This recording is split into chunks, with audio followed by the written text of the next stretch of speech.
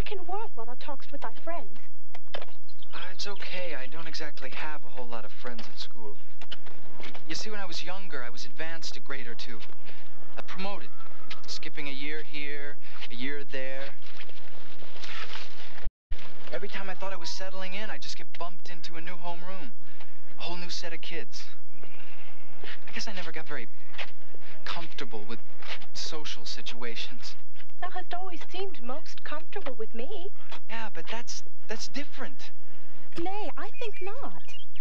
To tell true, the making of friends is not nearly as difficult as the keeping of them. Ursula Miller is my closest friend. Mayhap you'll meet her. She's due to visit ere long. But she can be quite vexing, prideful, ill-content to allow that anyone knows more than she. Oh, but Peter, that book you were reading, what would its title be? Oh, that was Les Miserables. Ah, terrific book. It was written, will be written in 1862. Do you read much, Charity? As much as I am able.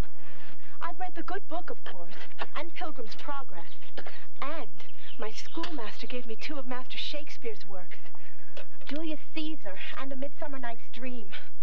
Ah, they were wonderful. I would fain read more, but books are costly. I count myself lucky to read and read again the books the Lord has seen fit to provide me. Charity, I think the Lord is about to show you the closest thing to heaven you're going to find on this earth.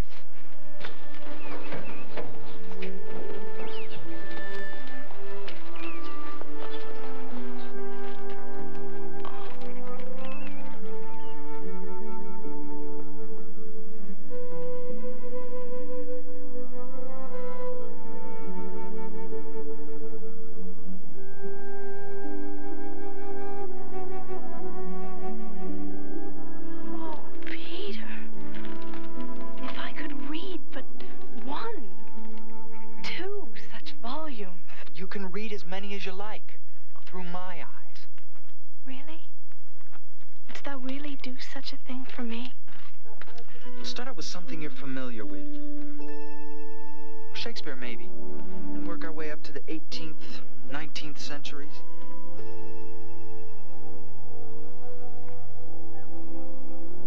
Charity? We'll start later this afternoon. I gotta wash the car.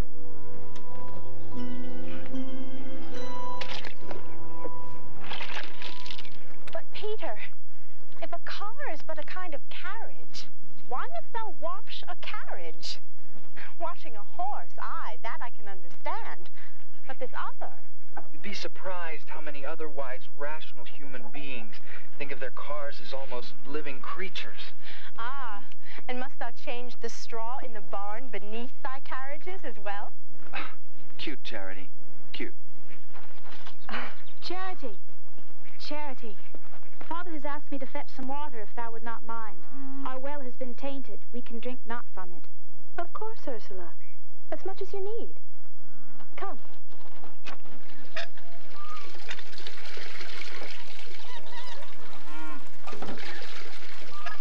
As I hear tell, half the wells in all the village have been tainted.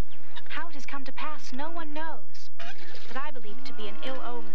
Oh, Ursula, thou believest everything to be an ill omen.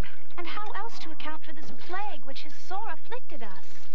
The fever which nearly claimed thee, the livestock which suffer so even now. I hold it possible that the tainted water be responsible for the sickness. As for the other... Thou knowest nothing of it, Charity. No. 'Tis impiety at the root of it, and only prayer can sanctify these tainted waters. I see what you mean about Ursula. We've got people like her in our time, too. Aye, she thinks she knows so much. If I were to tell her but half of what I've seen in thy time. I might take her down a couple of pegs, or at least shut her up. Oh. Ursula, did I tell thee of what I saw while I was abed with fever? No, that you did not. Oh, it was of a wonder, to be sure. I did see a world, hundreds of years hence, in which carriages rode with nary a horse before them. You jest with me, Charity, do you not? Nay, by the book, I swear 'tis true. And devices which capture music in a kind of bottle releasing it at the merest touch. Television. Don't forget about television. And boxes in which can be seen the likenesses of people and things many leagues distant. Likenesses? Aye, be like a reflection in a pond. And men walking on the moon. And men walking on the moon. Well, 'tis most fascinating. Most fascinating. We must speak more of it some other time. Thank you for the water. I'll see thee in school tomorrow. Good day to thee.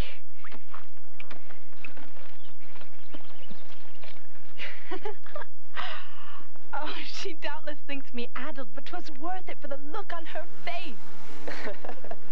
Charity, I've got a surprise for you.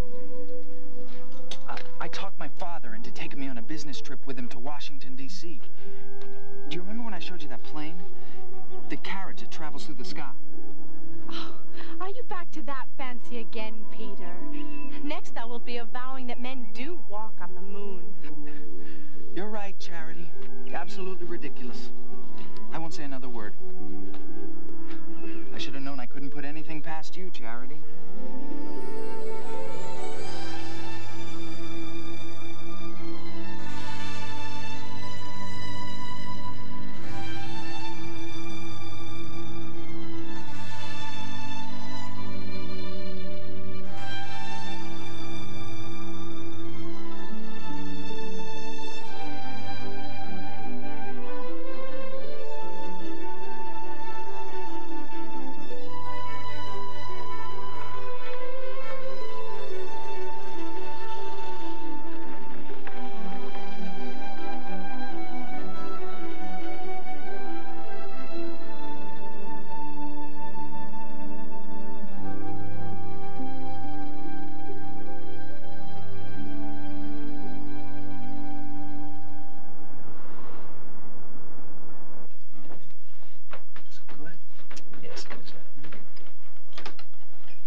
Get your strength back some. Good. Yes, perfect. What's this? Well, I thought a little celebration might be in order, considering your rapid recovery from that infection. Marry, Peter, 'tis hard for me to believe. A revolution against the king? A new nation? You've seen the proof of it, Charity. Aye, and I would never have lived to see it come to pass but for thee. My thanks to you, Peter. And by the way, son, you don't have to tell your mother about this, okay? Here's to... Two distant friends. Okay.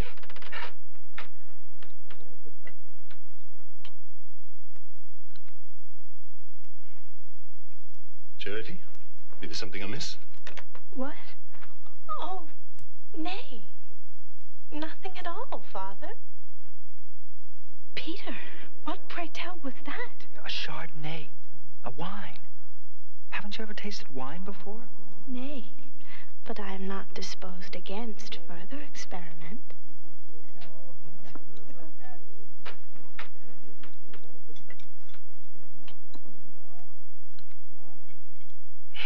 You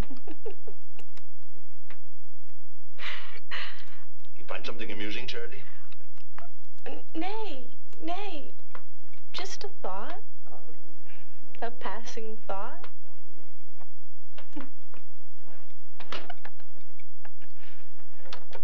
Charity, what is wrong with thee? Wrong? What could be wrong? I knew thou wert not quite well yet. 'Tis the fever coming back. Come.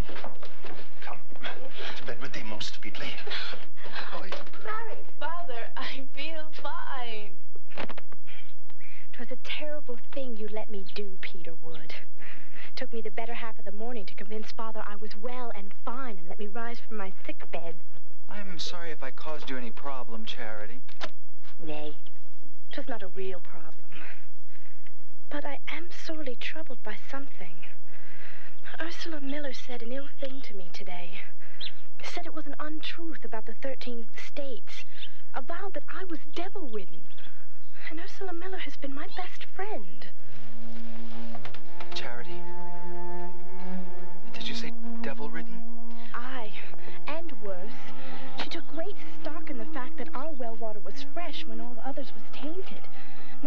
recovered from the fever when so many others did not. Oh, my God, Salem. Peter, you must stop taking your maker's name. Damn it. How could I have been so stupid? Peter. Charity.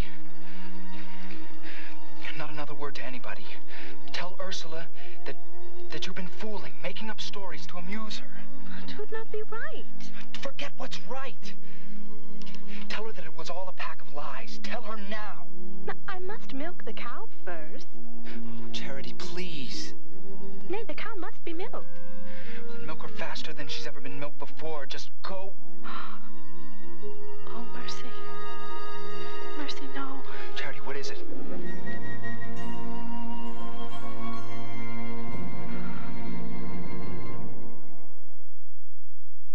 The delicious crunch of crackling oat bran has gotten you in trouble again. How do you defend yourself?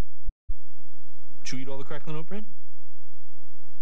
I don't have to answer that. Did you eat all the crackling oat bran? Well, you're the one holding the box.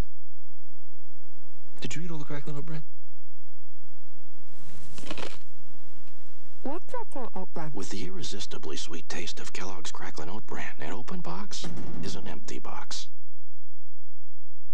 At CIBC, we built something extra into an RRSP, a plan that could help you retire a millionaire. Over time, our 10 RRSP options, including mutual funds and competitive rates, could make it happen. And we'll back it with service, like a tax receipt, usually on the spot. So come in and get us working for you. After all, everybody wants a comfortable retirement. At CIBC, we want yours to feel like a million. Branches open till 9 p.m., February 26th to 28th, midnight, March 1st. The sports show on Channel 22 is one of the most enjoyable, in my opinion, in the state of Vermont as well as Burlington. When it comes to John and Johnny's presentation, his delivery, I think you don't get any better. Mr. Saunders is a multimillionaire. He's trying to give away $110 million. You heard right, $110 million. Got any ideas? Also, this scandal's making a laughingstock of Her Majesty's most honorable men. What's going on in the back rooms and bathrooms of the dirtiest little house in London? On the next A Current Affair, Wednesday night at 7:30 on TV 22. Tune in to TV 22 this weekend. Saturday night at 6:30, watch Runaway with the Rich and Famous. Followed at 7 by Star Trek The Next Generation, and at 11:15, it's Roller Games. Sunday night at 11:15, watch War of the Worlds. That's weekends here on TV 22.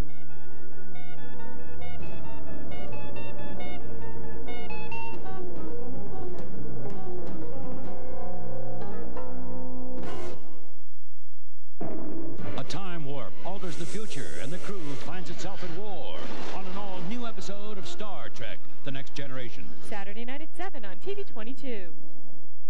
Hello, my name is Stephanie Powers. These dogs are not waiting to be adopted by a caring family. They're about to be used in laboratory tests that can inflict tremendous suffering and agonizing death. I'm not talking about medical testing to find a cure for a disease, cleaners to cosmetics. Did you know that if your dog or cat were lost and taken to a pound, they could be sold to be used in these torturous tests? It's just not right. By calling this 900 number right now, your name will be added to 535 telegrams that will be delivered to every congressman and U.S. senator demanding that they pass a currently proposed law that limits animal testing for non-essential, non-medical products. Please help us. Déjà froid. Je pensais que tu m'aimais davantage et que tu serais tué pendant la nuit. J'ai quelque chose à dire, mais pas ici.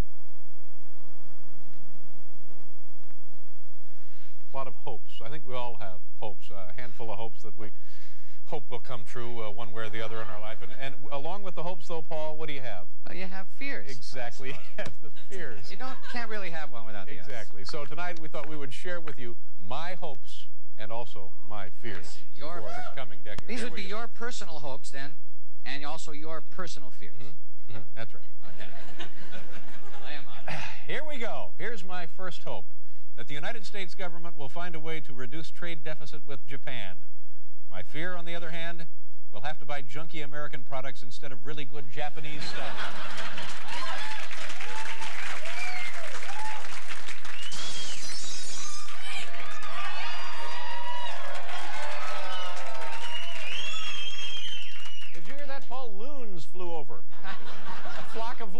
just went by. Really? Uh-oh, he's hit in the head. My second hope, one day there will be a cure for the common cold. My fear, though, it will involve eating a live raccoon. He walked in front of the batting cage and, uh-oh, he's dead.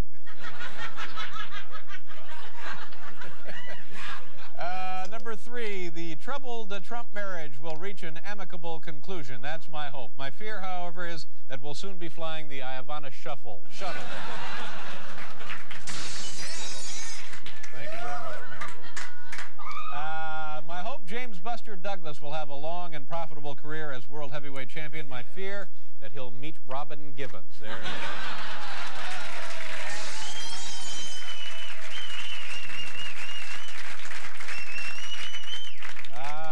Here's my hope. Someday a highly evolved alien life will land on this planet, bringing us incredible technological secrets. That's my hope. My fear, however, is the first guy they talk to will be Dan Quayle. That would be... Hope number 6, that one day mankind will find a way to prevent the greenhouse effect. My fear, however, is mankind won't find a way to prevent the greenhouse effect, and Raymond Burr will walk around a lot with his shirt off. Hopes and fears, Paul. And with every hope, there comes obviously a fear. Hope number 7, that activists reduce our exploitation of animals for their fur. My fear, however, is that I might have to give up my hairpiece.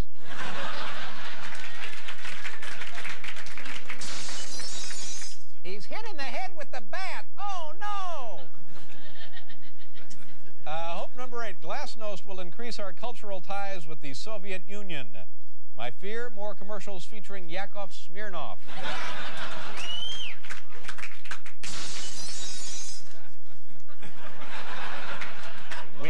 The wind got it.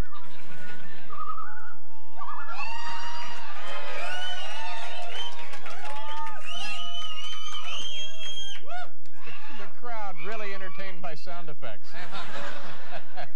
That's interesting. Number 9, my hope, former President